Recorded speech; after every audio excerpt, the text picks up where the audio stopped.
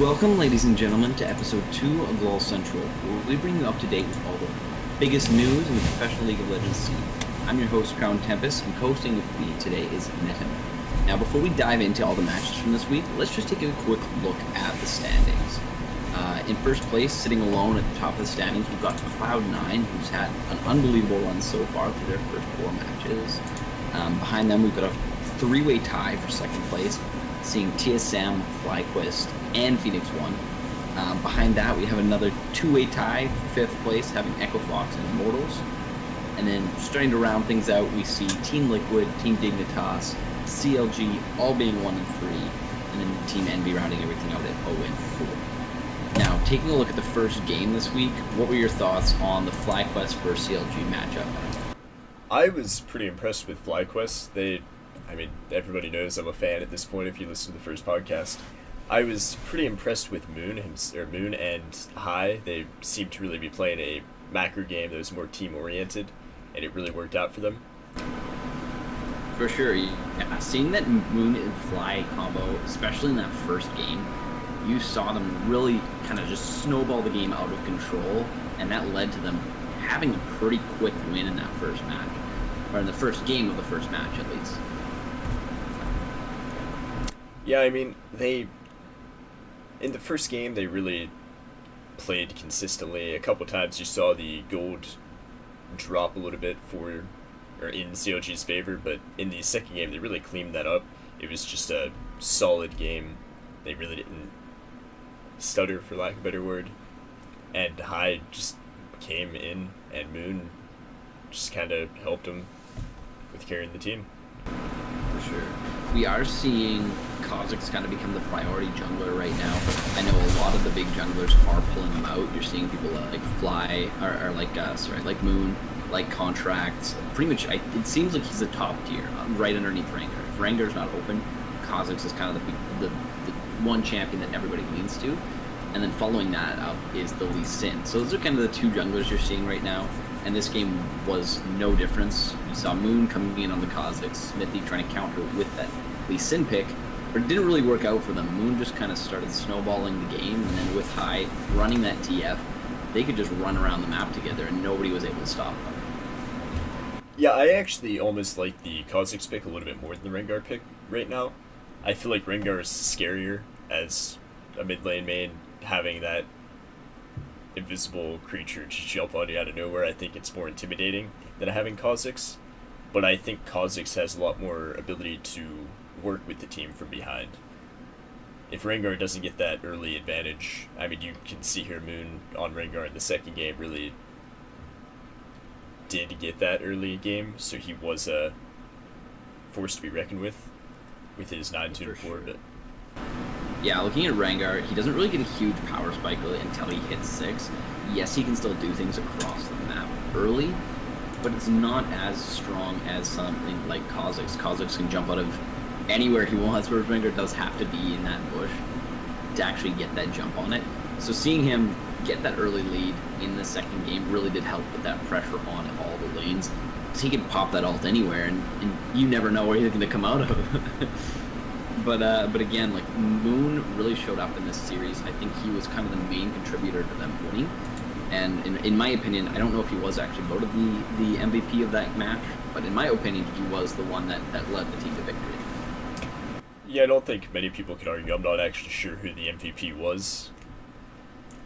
However, you also saw Lemonation really get the advantage on Aphromoo as well, which is a matchup most people would have wondered who actually is the better support.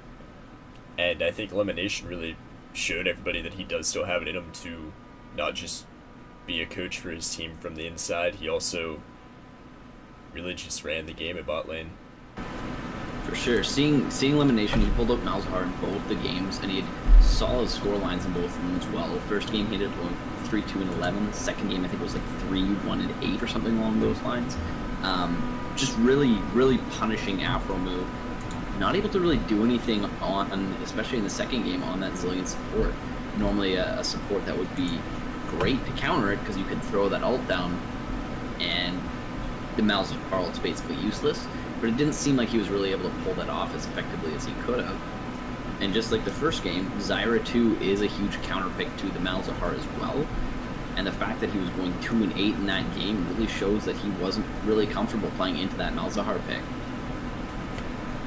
Yeah, not only that, they really, like, FlyQuest worked around that Zilean pick. You saw a couple good ults that Afro did place on Stixay to try to save his life, and they would just switch targets to Afro move instead. They worked around it very well.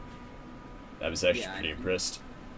I think especially playing Zilean right now, if you're breaking with Zilean, it's just not as strong because a lot of these assassins still do damage without having to blow all their burst on one champion.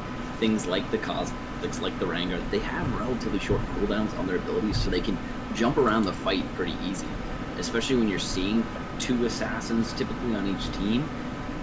You can blow all your spells on one guy, but you still have an entire another assassin that's going to just take out whoever's standing next to him. We also did see in the top lane though, Ball's performing relatively well. They seem to play more of a supportive role this week, going 2-2-11 on the Nautilus in the first game, and then 0-2-10 in the second game. Typically, you're not seeing a lot of kills coming out of the top laners right now, unless they're playing those carry picks like the Fiora, like the Camille, who's I'm pretty sure perma pick banned right now. But you're not really getting to see a lot of those carry top lanes right now, and for Balls, it seems like it's working out perfectly fine. He gets to play that supportive role and see Moon and Hai just run around the map doing everything. Yeah, I mean, on top of that, he also, I mean, pulling out that Nautilus both games, Nautilus has great CC. He can initiate fights extremely well, and he's scary. I mean, he lands a hook, you're probably going to die. It's like a Blitzcrank on steroids, really, because he does have damage as well, and a little bit more CC. Yeah, the one thing I'm noticing with that Nautilus pick is a lot of people seem to be picking it into the Maokai because of the pressure that you can exert early in lane and push them in. With your E, you're able to pretty much clear waves almost instantly, not quite instantly, but you can push people into the tower, and that draws so much jungle pressure to the top lane, and then you can just hook and get out. So there's not a lot people can do to kind of counter that Nautilus right now, and it's looking like it's going to become a pretty high tier pickup right now. A lot of teams are taking it, and a lot of teams are performing really well on it. Yeah, not to change the subject, but whenever you look at mid lane again, just something I wanted to toss out, they let the LeBlanc pick through, which seems extremely risky to me. But they ended up making it work, which was really surprising with that casting. Yeah, I'm wondering if that's what they're kind of thinking is going to be the counter to LeBlanc. I can't really tell at this point because you aren't really seeing many teams break out. Or one, letting LeBlanc through, and two, trying to break out some sort of counter to it. I haven't seen a lot of it played in solo queue because it's pretty much perma-banned in solo queue. And even when it does go through, nobody really has a counter pick set up for it. So at this point, it's interesting to kind of see what they might be breaking out to deal with that strong mid lane. Yeah, I mean, Hai must be pretty confident to build the Dark Seal against the LeBlanc in lane, so you definitely have to give him a little bit of respect to be willing to risk it. I mean, I'm not sure that I've seen a LeBlanc actually lose yet in the games that I have seen it. Yeah, they did perform overall just amazing that series. CLG looked like they were lacking a little bit. They still look a little bit rusty coming in this season, and hopefully they're going to be able to clean it up throughout the next several games. But with that being said, we are going to jump into the next game here. TSM versus Dignitas. Best of 3 game, goes all 3 games. It was very chaotic back and forth. What did you think of at least game 1 for sure? I think game 1 was probably the sloppiest out of the 3. It was really team fights. It looked more like a solo queue game than an actual pro season game. But yeah, for sure. I feel like they did pick it up in the next 2 games. They weren't perfectly clean, but it did seem, well, TSM wasn't perfectly clean. But Dignitas pulling out that advantage, I mean, it was pretty incredible to actually see Dignitas step up against TSM. Yeah, We even saw that TSM did have the lead for a little while. They actually ended the game with more kills, not necessarily more objectives, obviously, because they did end up losing the game. But we saw not really that great score lines across most of Dignitas' team. Keen put on his carry pants and went 6-2-2, so he had a really solid game. But you looked at their bot lane in X Special going 1-6-5. You had Vlad going 1-4-5. So both those players didn't really perform up to the standards that they should be. Whereas you saw the bot lane come out of Wild Turtle and Biofrost, and you saw them really, really perform a lot better than they did in week 1. The only issue was there were so many just random scrims going on throughout the entire match that caused TSM to lose those advantages. Whenever they won a team fight or some sort of skirmish in the jungle, Dignitas would be taking more than what TSM could. Yeah, I don't know if we can really pin the bot lane necessarily on Dignitas, on LoL, and especially I think that TSM really picked great picks into Jhin versus Melzahar with that Ashe and Tark. Both of them have a way to cancel Jin's ult. Ashe has a great ultimate for canceling it, seeing as you know exactly where Jin's ulting from. And really, what can Melzahar do against Tark? Melzahar ults Ashe, and Tark ults and keeps her alive. Yeah, I think both these teams ran very similar sort of comps. It both looked like they were kind of going for the pick comp, but then just ended up having those skirmishes going on all the time. And I think that just worked a little bit better in favor of Dignitas because they had the Fiora hit late game when she could just split against Hanser's Maokai. And there was really nothing that a Maokai can do to a Fiora at that point. So that just let them slowly snowball that game. And then they got that backdoor at the end of the game to win it. Yeah, to throw the tank into the jungle and put Chaser on the AUB top laner from somewhere else and someday into that top lane carry. Really, I mean, it is similar, like you were saying, but having that carry top laner can put quite a big change onto the game. And Absolutely. that split push, especially pulled out that beautiful redemption to save that game. I feel like TSM was on the route to win had Bjergsen been able to get back. But yeah, that let Dignitas take that game 1. Looking at game 2, TSM seemed to turn things around. They played a lot better, and they kind of cut out a lot of that sloppiness from the first game. We saw Hanser have a solid scoreline. We saw Bjergsen go without a single death, and then Wild Turtle and Biofrost also both played really, really strong games. My only concern for TSM in that game was Spenskeren didn't look the best. Yeah, he still did okay going 1-3-7. But it seems like he got caught out a couple times, which really shouldn't be happening, and I feel like that's happening a lot to him in these last several games that he's played. Yeah, he has been looking up to par. He has a lot of work he does need to put in. But, like you said, they did keep that lead from just around 8 minutes. For the rest of the game, they were ahead in gold. They did clean up their act a lot in that second game. Yeah, I think a big issue for Dignitas in this game was their draft. They ended up picking 2 carries in terms of their top lane and their jungle, and they didn't pick a tank on support. So yes, you have a Karma that can grant those shields and then speed boost your entire team, and then the Orianna as well, being able to grant those shields. But when you don't have that tank front line, like for instance the Poppy on TSM side, you're not going to be able to get those great fights. So it was pretty much just them drafting a weird comp, I think, that really put them on the back foot to begin with, and then seeing TSM clean up their game pretty much helped TSM almost steamroll that game. Yeah, I think the pick and ban phase is probably what actually lost Dignitas the game. I feel like they wanted to not have to pick Kha'Zix because they didn't have a tank in the jungle or in the top lane, but to give up Someday, who basically just won them the last game. I think they wanted to have him on the tank top lane, or on a carry top laner, but they couldn't give Svenskeren that Kha'Zix with the way that he's been playing on Kha'Zix. And I think that just kind of put him in an interesting position of no tank. Yeah, and that actually brings us into that third game. So TSM takes game 2, we push into this third game. Svenskeren gets that Kazakhs pick up. We see again the Nautilus coming out into the Maokai. And then we see Bjergsen breaking out his Cassiopeia again. This game looked, in my opinion, the best game that TSM's played so far this split. And they just crushed Dignitas. It seemed like there was, at every step Dignitas tried to make, TSM was 2 steps ahead.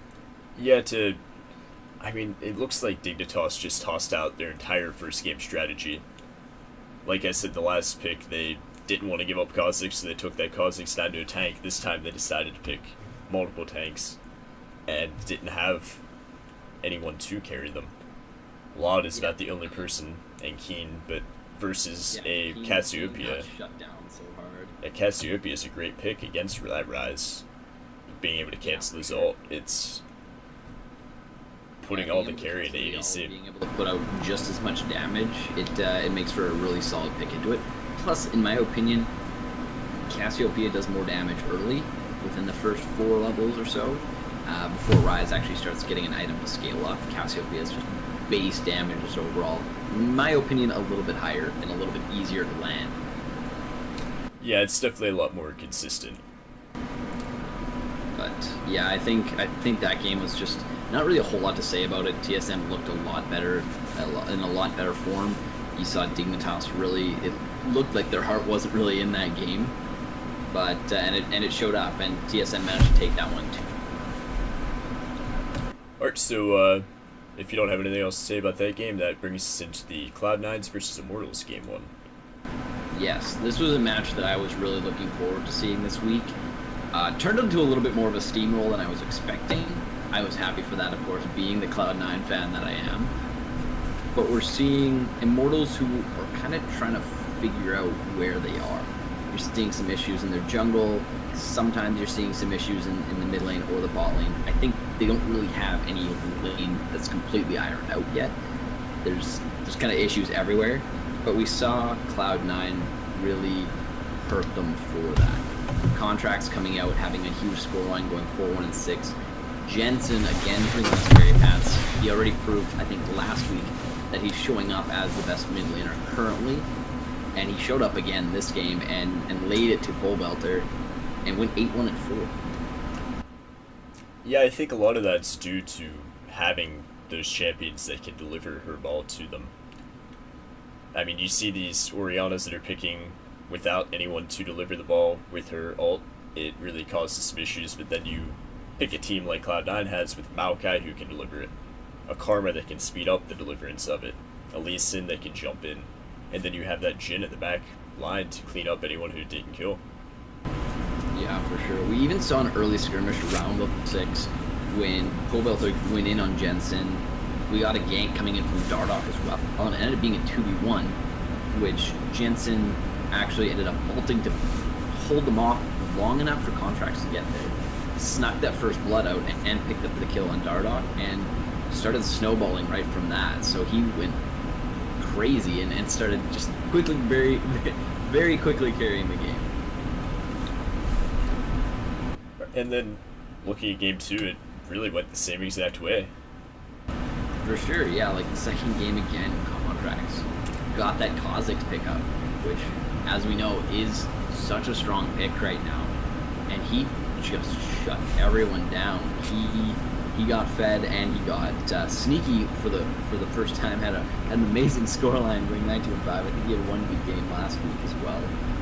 But this really finally looked like Sneaky in his form, playing his Ashe, playing well on it, and also having Contracts running wild in the jungle, being able to kill pretty much anybody you looked at. This one again was a runaway. You saw the score end up being 20-5, and the game didn't go on much longer than the first one. Yeah, Sneaky really just showed up, honestly, that game. It just goes to show that ADCs aren't really in an awful spot. There is ways to carry on the ADC, and as long as you have a team that's working with you, anything can be done. I feel like Contracts is probably the best jungle currently, followed by Moon, with showing so far. I think it's a very interesting split so far for junglers, because we also see Acadian coming out on Echo Fox, and we'll talk about him a little bit later. But he's been showing up as well, and he has some of the best score lines for junglers too. It's these rookie junglers coming in that are so confident playing on these teams that they have no experience in this league with, and able to show up and carry a lot of games. Contracts, I think, the great thing about him as a player is he is so aggressive, and if he's not getting punished for that aggression, you're going to win games, because Cloud9 already has a very strong laning team, having the impact, having Jensen in the mid lane, having Sneaky and Smoothie bot lane. If you have that solid jungler that's able to carry those games, you're in a pretty amazing spot for the team, and that's why I think we see them being 4-0 at the end of this week. Yeah, another thing I'd like to toss out is with the Fizz and Lulu pick, it looks like Immortals maybe made a mistake in realizing, hey, we have no way to really survive against the Syndra, and they picked more defensive style with Fizz attempting to survive from the Syndra ult and having that Lulu to try to save whoever gets ulted by Syndra, and it just did not work for them. Yeah, I think we saw again here the issue with seeing Immortals draft pick and ban phase and seeing the struggle with that mid pick. There's a lot of picks that you can use to counter Syndra. Echo's a big one, and you didn't see that get broken out. I think Echo's probably the biggest counter you'll see into Syndra, because as long as you can make it past the first couple levels and getting bullied out of lane, you're going to be fine post 6 when you have your ult to counter hers. You can dive in, do a lot of her health and damage, and you're out again, and you pretty much control the lane at that point. But I think, I don't know if they just didn't want to pick it into Jensen because they know that he's such a strong laning mid laner, or if they just didn't really think about it. Yeah, it's hard to really tell. The Karma ban, though, like you said, the pick and ban, I feel like they really didn't read the last matchup properly, and banning out a Karma really didn't seem like that was a necessary ban. You could have banned Syndra, and I feel like that would have put them in a better spot. Well, Syndra would have been picked before the second ban phase, which I think is what Karma banned out from. I think their goal was to pinch the support so that they could pick something kind of off meta like the Lulu into the Malzahar. If they picked that Malzahar, they were probably prepping for that, since Lulu does counter Malzahars with the ability to just throw a Q through his minions and just stop them in their tracks. But I don't think they were expecting them to play as well as they did in that lane. But either way, it was a huge issue with their pick ban phase, and that's something that they'll look at in the coming games. But if you have nothing else to add to that one, I want to jump into Envy versus Phoenix 1. Alright, I'm pretty much cleaned up on that. Perfect. So, Envy, we look at coming in before these matches, they get their jungler back. They've got Lyra back in the jungle. They released a statement earlier this week saying, with Lyra back, we are going to go undefeated. They're like, we're looking at the top of the table. We think we can take down FlyQuest. We think we can take down Cloud9. We want to be that top team. Didn't work out so well for them. We saw Phoenix 1 take them down. Game 1, it was a pretty actually low-scoring game, but I think the major issue here was actually the jungle. As much as Lyra was getting those early leads, we saw Inori just make use of the ganks, and he was able to kind of overcome that early goal deficit in that farm by getting those early kills on him and his laners. Yeah, I think Envy really failed to push any kind of lead that they did have. I mean, at one point they were up 4k gold on Phoenix 1, and they just didn't put that gold to use.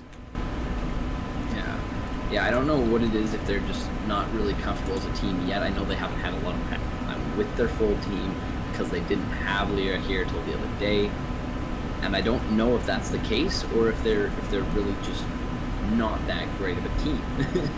But it was something that we'll see in the weeks and the days to come, whether or not that is the case, that they just didn't get enough practice, or if they're just not as strong compared to other teams. But yeah, the first game you see, they have that gold lead, and they throw it out the window, and they lose one major team fight, and the game's pretty much over. And then looking at game two, it did go a little bit better. Lyra did actually pick out that Lee Sin and get a good lead. I mean, he was going 6-2-2, so maybe he's just not comfortable on those tanks. But the problem is that Nori did just as well, a little bit better actually, with the 9-0-4 on Rek'Sai. Yeah, I think the major issue in this game was you saw Inori putting a lot of pressure towards that top lane, which caused Seraph to fall really far behind. And when you're running that split push cannon build, like I believe he was, I think he's, and it's something that's raising popularity in Korea because it's a big counter to Maokai. But in my opinion, Jace is a much stronger pick if you're going for that split push. And the fact that you're picking a cannon split push into that, I think it would have been smarter to pick a tank like the Poppy, at least, so that you could have something to fall back on if you fall behind in that lane. Yeah, I agree that would have been better. I mean, looking at this, they have no tank at all. Lee Sin built a little bit tanky, but there's only so much a Lee Sin tank can really do. Yeah, and I know I did see that they banned out the Maokai, but the thing is, there was still a Nautilus open too, and you can pick that Nautilus, and yes, you might fall behind a little bit in the early game, but when you scale up, plus you have that engage, which, to be honest, and we kind of lacked that really hard engage. Yeah, you can hit a Lee Sin Q and kind of try and get behind them and ult them back towards your team, and yeah, you might be able to get those slows from the Jhin or the ult from the Orianna, but a lot of it's very difficult to hit. And having something like a Nautilus, where you can, even if you miss your hook and you hit a minion, you can still get into the middle of the team, or if you hit your ult, you immediately have a hard engage there. And I think they really lacked the way to get that engage on this team, and they got punished hard for it when Nori can just tunnel right into the team, knock some people up, and have just basically everybody going crazy. But yeah, it was still not a super fast-paced game. It was only a 14-8, so it was slow. But Phoenix 1 just looked to have control of the game for almost the entirety of it. Yeah, if I remember, at one point, Inori actually went in and 1v1 Seraph, who was playing an aggressive on-hit cannon, and a tank managed to 1v1 a cannon. That's kind of problematic, and it just goes to show it wasn't a great pick. We are seeing, though, a lot of Rek'Sais right now building the Titanic Hydra, building the Frozen Mallet, and so they still get, despite being tanky, they still get a lot of damage off. It's at that point where you can almost 1v1 a carry if you're getting that Titanic Hydra relatively early. So being able to 1v1 Seraph, which was really, really far behind, is pretty much something that you should be seeing at that point from Inori. But he did have a solid game as well. He's been one of those junglers again this week who's looked really, really good. Yeah, I mean, the problem is how does a Rek'Sai keep up with a Kennen? A Kennen should be able to get out of a Rek'Sai if he needs to. Should be, but I don't remember exactly what but yeah, I'm guessing he probably wasn't really too happy with how he played it. But looking at the jungles right now, one jungle that I do actually really want to touch on is the jungler for Team Liquid. So we saw TSM and Team Liquid match up, and Reignover has looked to be struggling so far. I was hoping he'd be able to turn it around this week, but we saw right out the gate against TSM, who, let's be honest, was looking a lot better coming into this match than in the first match this week. But Reignover really didn't show up. He went 0-3-5 and really didn't have any pressure across the map. Yeah, he got 5 assists. That's not awful. It's not good either. Whenever you look at Svenskeren getting 3 kills, 9 assists, and really Kha'Zix, I feel like he can win a 1v1 against Rengar before Rengar gets snowballing, and he should have been providing more pressure on the map for his team, especially with that Cassiopeia against Ryze. Yeah, when you look at this game, the biggest issues with Team Liquid right now as a team is you're seeing them coming in. They've got Piglet in their bot lane, who's usually a hyper carry bot lane. You've got Reignover in the jungle, who's should be considered one of the strongest junglers in North America, both are not winning where they should be. Piglet's typically losing his lane, and Reignover just really isn't making what needs to happen across the map.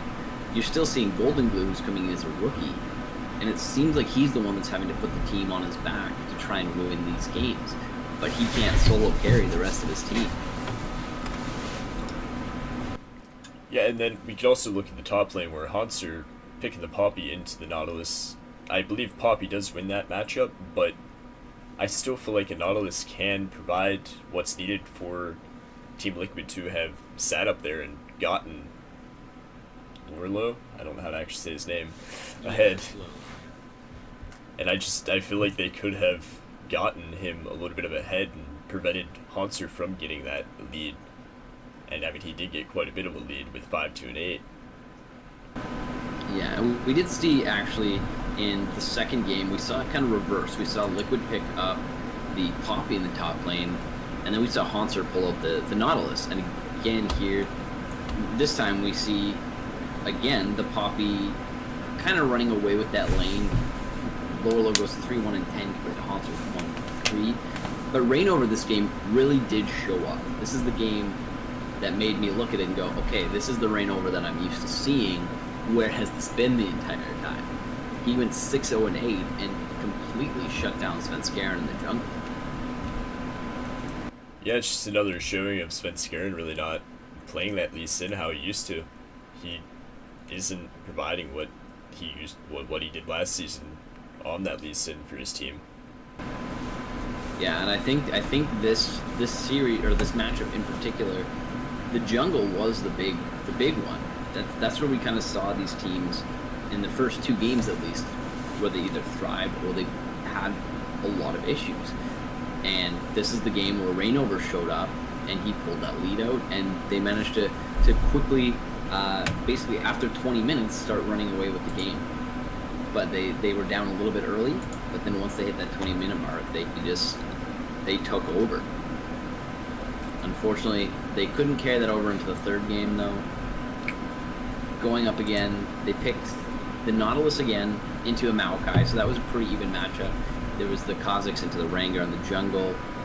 But the biggest issue in this game was that mid lane matchup. Bjergsen got a little bit of a lead early, but the major thing is he didn't crush his lane, so it was still a pretty even lane. But where you saw things really start to shine for Bjergsen was in those mid to late game team fights. You saw Bjergsen basically just ult anybody away who got close to him, and he would just sit there and kill everything. Yeah, to allow that Nazir to make it to the later game and get his items without punishing him for being on a weaker early game champion really will punish your team. I mean, he got out of lane with 0 kills, if I remember correctly, and his only death, or 0 deaths, sorry, and his only death came in because of an Ashe ult after he got a double kill in the jungle running away. And they really just didn't punish it enough. Yeah, and I think a big issue for this game was Matt. We saw him running into the jungle alone a couple times, and he got killed for it. He ended up giving away 2 picks that really, especially when you're playing Thresh, when you're down for an upcoming team fight, and you can't get that targeted CC on who you need to with that flay, with that hook. If he could get those hooks on Bjergsen's Azir, they might have been able to do a little bit more. But unfortunately, there were 2 key points where he got picked in the jungle, and TSM was able to use that pressure and push down that mid lane. And he had over half the team's deaths that game, and was a major reason for them losing it. Yeah, I can't disagree with that whatsoever. He didn't look good throughout the entire series, really. Biofrost just honestly controlled him so well in lane. Yeah, I think that's something they're really going to have to work out with Matt. He did look really promising last split. He was playing pretty solid across the board. But this split, he seems to be a little bit on and off. You'll see a couple games where he'll play spectacular. And you'll see a couple where he'll be very lackluster. He'll make those mistakes that he shouldn't be making at this level. But those things do happen in this game. That's why it's very early into the split. You're going to see those mistakes kind of disappear as the split goes on. Yeah, I think one other thing we can't really toss out is Wild Turtle, because in the first week he really wasn't playing awful, but he wasn't playing top of the game, and he really, in 1 week, has stepped up to actually seeming like a member of TSM. For sure. But we are going to have to speed things on a little bit here as we are getting kind of cutting it close for time. But we're going to jump into the Echo Fox versus Dignitas matchup. Echo Fox coming in on, I believe, what was an 0-2 week last week. They didn't really look that solid. They had some great plays out of Acadian in the jungle. But other than that, nobody really looked comfortable coming into it. Yeah, I definitely wasn't impressed with Echo Fox whatsoever. I mean, Dignitas hasn't been making too much of a showing, really, and for them to not really play, I don't know how to really word it, they weren't playing amazingly against a team that's not top of the tier. Yeah, they basically, in the first game, they got absolutely crushed. They didn't have an advantage at all whatsoever into this game, and honestly just got rolled over. Second game, it looks like they kind of tidied their play up a little bit. You saw Looper performing a lot better on the Swain pick, which was kind of a surprise, seeing that broken into a Maokai, which I can see actually being a very good pick into that. You have the slows on him, you have that damage over time, and once you get a Leandries, you're going to start shredding through his tank stats really quick. Yeah, really, I was surprised to see the Anivia again in Game 3, but Froggen picking those more control mages that aren't Anivia is a lot more impressive. I mean, he did go for 1-8 on the Anivia, but I feel like he showed so much more carry on the team or on the Twisted Fate. For sure. It's gonna be interesting to see him start breaking out those other mid lane mages as the split goes on to see what he actually excels at or not. The big thing coming out of this game, though, I think, was that bot lane. You really saw the ability to still carry from that bot lane if you get the lead. We saw the counter pick from the Zyra coming out with Misfortune on Echo Fox's side, and we saw the Ashe as well. So you're getting a lot of hard CC mixed with that, just lots and lots of damage from that Misfortune ult. If you hit your Ashe ult, somebody's either going to have to blow a flash or a heal, or they're going to be dead. And I think that was a big part of what helped them just run away with that second game. Yeah, every one of these games, an ADC did great, honestly. I mean, Law doing 5-2 and 6 of Varus in that game, he was positioning well, used all of his abilities well. Laud going 5-3 and 2, Keith 7-0-8. I mean, they really did show that it is possible for the ADC to be that carry role that your team needs. Sure. And jumping into that third game, we saw what looked like Acadian kind of finally showing up. He got shut down a little bit in the first couple of games, but he managed to really come online in that third game, pulling out a 6-1-7 scoreline, really being able to put his team ahead. You saw Froggen have a really good scoreline, as you said, 4-1-8. He did really well on that Anivia this game. And we saw Keith again and Gate again, both having solid scorelines. Nobody on the team this game had over 2 deaths, and they just absolutely dismantled Dignitas. Yeah, Cadian worked really well with Froggen in a couple of his ganks. The one gank that I just want to mention, he had actually kicked Keen into Froggen's stun, which isn't exactly an easy thing to line up. Definitely not. It's a pretty impressive feat to be able to do that. Even the pros will struggle doing that all the time. That is a very, very, very mechanically intensive play, and to be able to see that broken out just looks amazing. Alright, so do you have anything else to say about this game, or are we good to move on to Team Liquid versus Phoenix One? Yeah, we saw Echo Fox take it 2-1, and that's about all I've got on that one. We can jump into that Phoenix One versus Team Liquid. Alright, so how did you feel, or who do you feel actually performed the best in this? Because it seemed like a lot of cluster. For sure. I definitely think Inori, especially in the first game, really, again, played out of this world. He showed up and he just crushed it. He goes 9-0-7, and really nothing could stop him. He ended up at the end of the game, almost everybody was ahead by about 3,000 or 4,000 gold. It was just he got that early lead, and they just ran with it, and they got everybody ahead, and pretty much nobody did poorly in this game for Phoenix One. Whereas on Liquid, everybody got shut down. You saw Golden Blue go 0-5. You saw Rainover go 1-4. Everybody had 4 more deaths except for Lorlo. Yeah, Ryu on that Corki pick, he really played well. I mean, I would think that Rise would be able to actually stomp a Corki. I mean, preventing his only escape that he has, and it just didn't happen that way. I was kind of surprised. I think Corki's just becoming a really strong pick right now. We saw him broken out in several games in the first week, and it seems this week he's been even more popular. Sorry, it's because he has that such mid-game power. Even if you get behind early, you finish your Triforce, you can still blow up pretty much anybody. You can blow up that carry, you can blow up that support that's playing in the AP, or you can blow up a lot of the junglers, because a lot of the junglers coming in right now are on those assassins. So if you're playing Corki and you get that Triforce, you're pretty much guaranteed to kill on somebody. Yeah, and that Misfortune pick, I think that was actually the first one this week, if I remember correctly, in support. And not. No, it wasn't. No, there was a couple games earlier in the week as well. We saw one on. I don't remember the match off the top of my head. I know the Echo Fox matchup there. They played Misfortune, but yeah, she's been played a few times this week. Okay, but either way, Adrian had a couple really well placed ults that just destroyed the team fights. It made Team Liquid have nowhere to really go or fight. They had to just run. With the shutdowns on that mid lane, on that Kha'Zix in the jungle, there wasn't really any way to stop Adrian from getting those ults off, and it really just destroyed the enemy backline. There was nothing that they could really do aside from try and walk out of it or die. And it seemed like they all just died.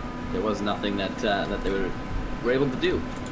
But the second game looked a lot closer. Liquid looked a little bit better. You saw Rainover play a little bit stronger in the jungle.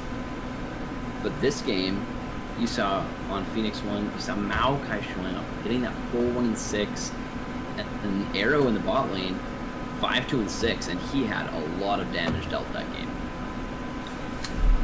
Yeah, it was. I wouldn't even say it was really that much closer. I just feel like Rainover helped to get his team a lead, and his team just kind of threw it away.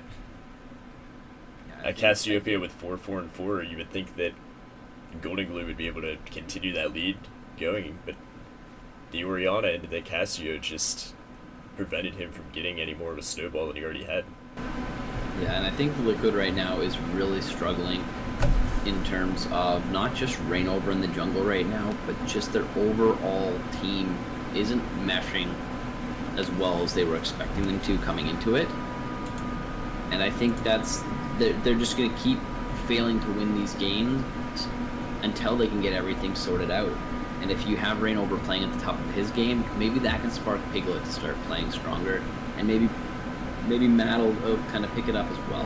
But I think there's just the team is, I don't know if they're just kind of getting disappointed in their play or if they're just not really motivated, but it does not seem like they're playing as well as their team looks on paper. Yeah, one thing I'd also like to toss out with that is a Kled ban. If you can force the team to ban a champion that's not so commonly played, it really can just mess up your entire picked ban phase. And it doesn't necessarily look like it did it here, but the idea that they did feel like they needed to ban out Kled versus Phoenix One is a little bit problematic.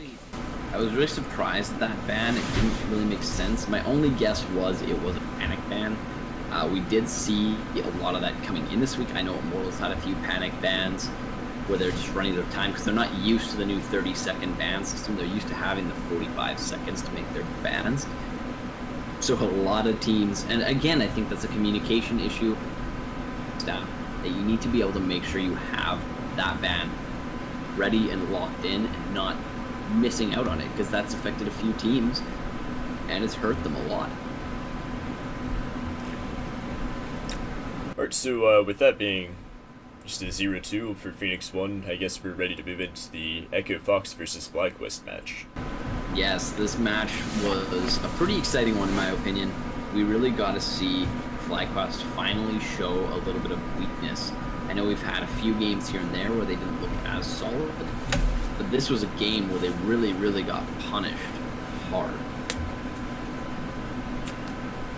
Yeah, I mean, game 1, you saw a Camille support pick. Yeah, Echo Fox breaking out that Camille support way out there. The fact that she made it through to begin with was kind of surprising. You don't really expect that to happen right now with her being almost permanently banned. But yeah, we see her go through, and again we see this Swain picked in the top lane to counter those tanks. So we see a Swain and we see a Camille support, both not as common currently, especially with the Camille. But yeah, they showed up to play, and I feel like FlyQuest wasn't expecting this at all, and they just got steamrolled, at least for the first game. Yeah, the Camille pick for support I actually think is a great support pick with that Jhin ADC, because she can trap a couple carries into her ult, and Jhin can just have his way ulting them and blow them up, and what is his team supposed to do? There's no real way to get in front of them, and I think it's actually a decent support pick, just not something you would really expect. And you could hear it in the highlights if you actually go back and watch it. Lemonation's laughing, saying that he's never seen a Camille support, and it really made a good showing for the first game. Yeah, I'm wondering if we're going to see that at all coming in the future, if people are going to break out that Camille support more, if she even makes it through, because typically you'll see her being one of the first couple bans. But I'm interested to see if people will start picking her up in these professional games when she does make it through. Yeah, and like you said, the Looper on Swain, or pulling out the Swain in top lane to deal with Poppy, it worked out great. Frog and picking Victor, which we don't really see, or we haven't seen too much, and it worked amazing, 7-1 and 8. They just overall won out, and I think it comes back to that whole mechanics thing that I'd said last week with FlyQuest being a macro game, and they picked a team fight comp. Yeah. The second game we look at, though, kind of just a straight reversal from the first game. This game, FlyQuest shows up, they get one less kill than Echo Fox did last game. They also have one less death than Echo Fox did last game. So we see a 23-10 scoreline out. Balls showing up, Moon showing up. The one who had the most deaths on the team was High, so it really looked like Echo Fox wanted to focus on crushing High, so that maybe his shot calling wasn't in the right sense, but it looked like Moon was able to overcome that easily, and he just flew through that match with no issues at all. Yeah, the problem with trying to get High out of the right mindset is you still have Lemonation there to make shots, or shot calls, and he has just as much knowledge, maybe even more in my opinion, and I think he could just carry through the High being frustrated or flustered, not knowing what to do. Yeah, I think having those two on the same team does make for an amazing macro play team, but yeah, like we said, their mechanics just aren't on point, and the last game tended to be actually a lot closer than these first two games. First game was a blowout for Echo Fox, second game was a blowout for FlyQuest. Last game, 40-minute game, we saw pretty much everybody pull out really strong score lines, but the major issue this game was Lemonation. He did get caught out a few times, and he got focused down really hard, so he ended up having a lot of unnecessary deaths that I think in the end is what costed FlyQuest this entire series. Yeah, anyone going 0-9 and 7 is very painful for your team. I mean, almost in the double digits is not something we see too often. Usually it's corrected during the game by their own team, and it just kept happening with him getting caught out. I think just having Froggen and and Looper on the Nautilus, combining that Orianna and Nautilus is a massive, massive combo. You get those basically the 5-man ultis or the 4-man, or even a 3-man ulti on that Orianna. You run away with team fights because you do so much damage, and I think that Echo Fox drafted around that team fight, whereas for the most part it looked like FlyQuest wanted to go with more of a pick comp again because they weren't that comfortable in those team fights. Yeah, and it just did not work out for them. I mean, Moon did the best on their team with 7, 3, and 10, but it Evelyn can blow up 1 or 2 targets and get out. There's not so much of a... You need to have your team to back you up, and there wasn't much to back them up with. Yeah, absolutely. But moving into the next game here, we do have Envy versus Immortals. Envy again coming in, looking really solid in the first game. They, in my opinion, it's been the best game that they've played up to this point. You have Lyra having a really amazing game. He went 8-3-11. You see Seraph pulling out a good scoreline. Pretty much everybody on the team had over five kills, except for Seraph in the top lane, but he is playing that more supportive role in the tank. Immortals looked really sloppy, though. I don't really know what to say other than Cody Sun and Ole got just crushed, and Dardoch didn't really know what to do with the jungle. It looked like he was just lost. Yeah, I just want to mention, really, that whole game, well, the first game, didn't actually come out as clean as the scoreboard would show. Flame got a double kill off of a Lyra Seraph dive, which should never happen. I mean, that's a Nautilus and a Kha'Zix. They should be able to blow up Gangplank pretty easily. And to get that double kill... They didn't really know what they were doing in that dive. Yeah, and then you also saw Dardoch fail a flash over Red Pit Wall. Yes, that early kill there really screwed him up. I think it was more or less... Just tilted him, to be honest. Yeah, I think it was more Immortals playing sloppy than Envy playing great. Yeah, absolutely. But we did see Immortals clean up their play a lot more in the second game. Dardoch finally showed up and went 9-0-3. So obviously he recovered a lot from that first game and just completely flipped the script and basically did the polar opposite of how he did in the first game, going 1-7 to 9-0. Putting him on the Kha'Zix again, where he can make those plays. It seems like that's kind of what he's liking more than running that tank Rek'Sai. Yeah, it really doesn't seem like many of the current junglers are actually doing very great on the Rek'Sai. There's a few of them here and there, but I mean, Lyra picked the Rek'Sai 2, 3, and 2. They're just not doing what needs to be done with that tank. Yeah, this game seemed like it was a lot closer. I think it was about like 25, 26 minutes, you started seeing Immortals kind of take that lead. But a large part in it, due to that Dardoch, due to Pobelter showing up as well, they pretty much ran that game after the 25-minute mark. There was nothing really that Envy did that looked like they could come back from it. Yeah, and then looking at Game 3, it was just about the same thing, besides Immortals taking the lead a little bit earlier.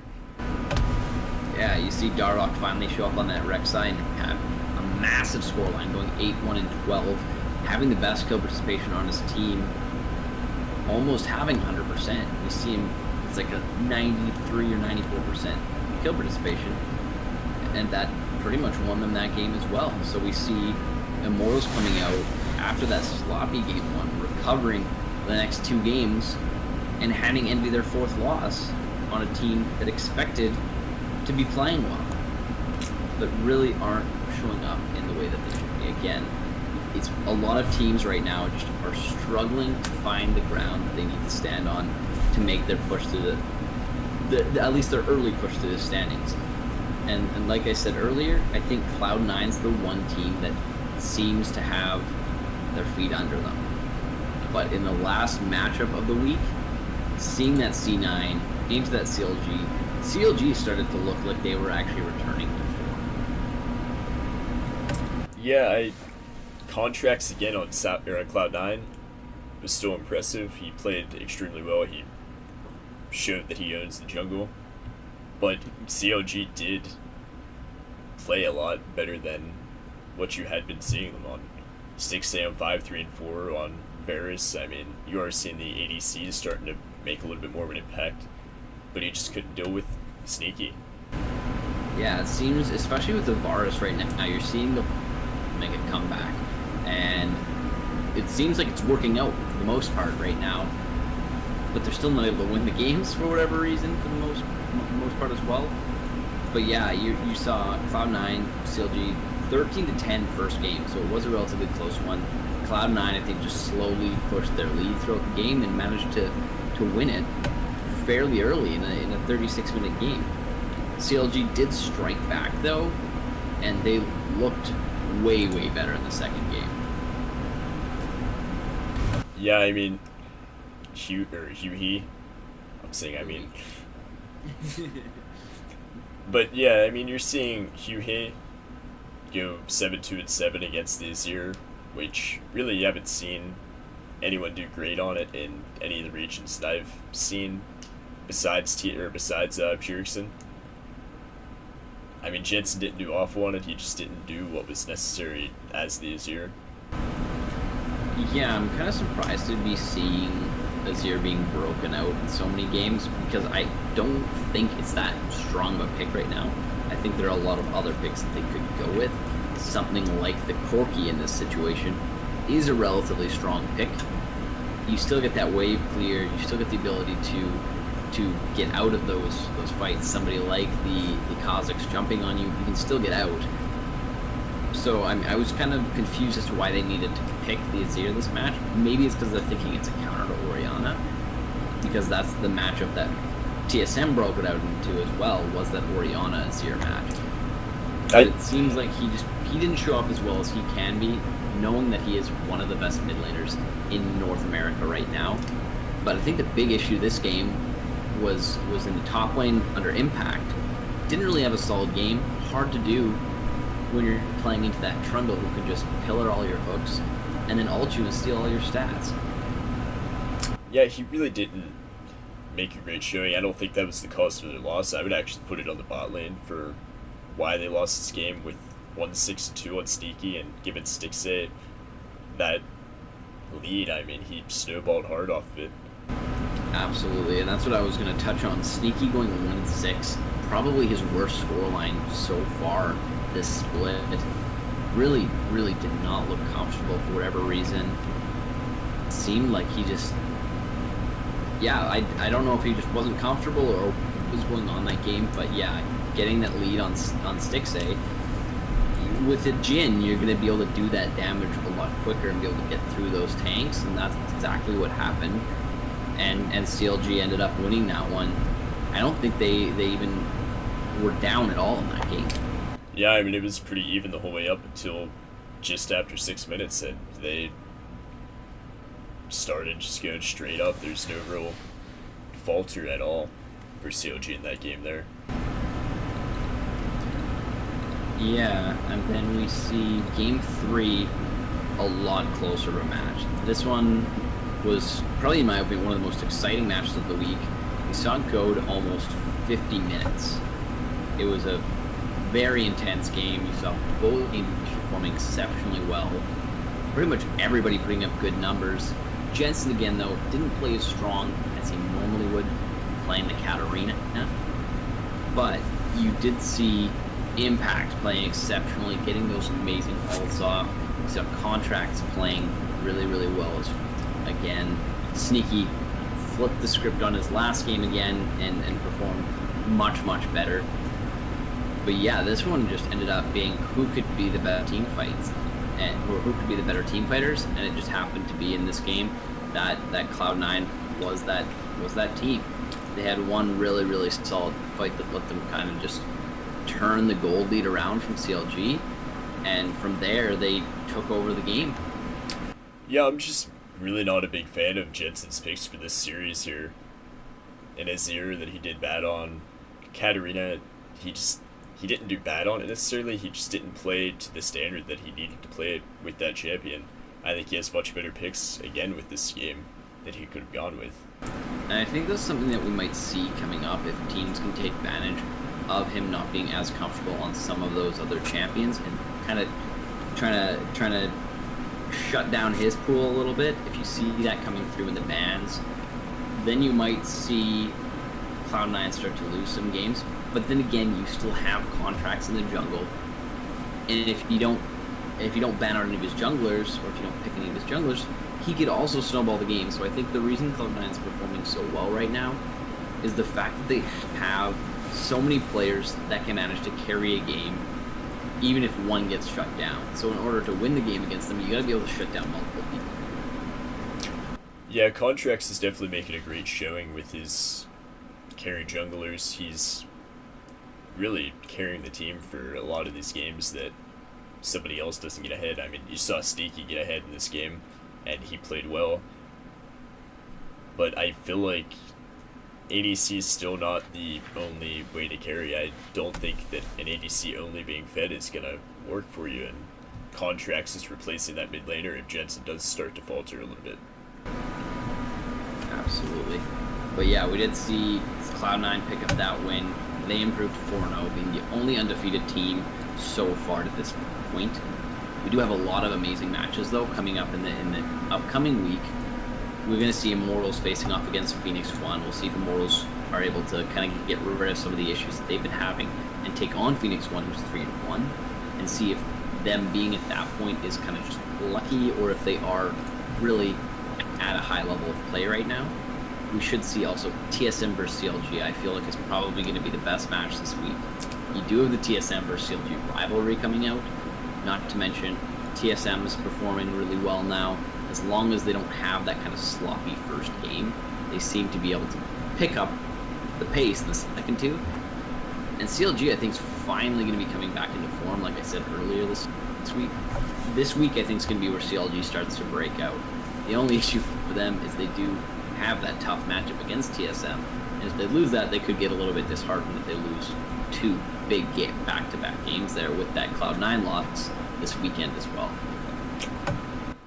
Yeah, I think the FlyQuest versus Immortals, while I think FlyQuest is going to pull out the lead, I think it'll show the issues that both teams actually have, is that they're kind of on the opposite end of things, with FlyQuest being so macro game and Immortals being more for that team fight.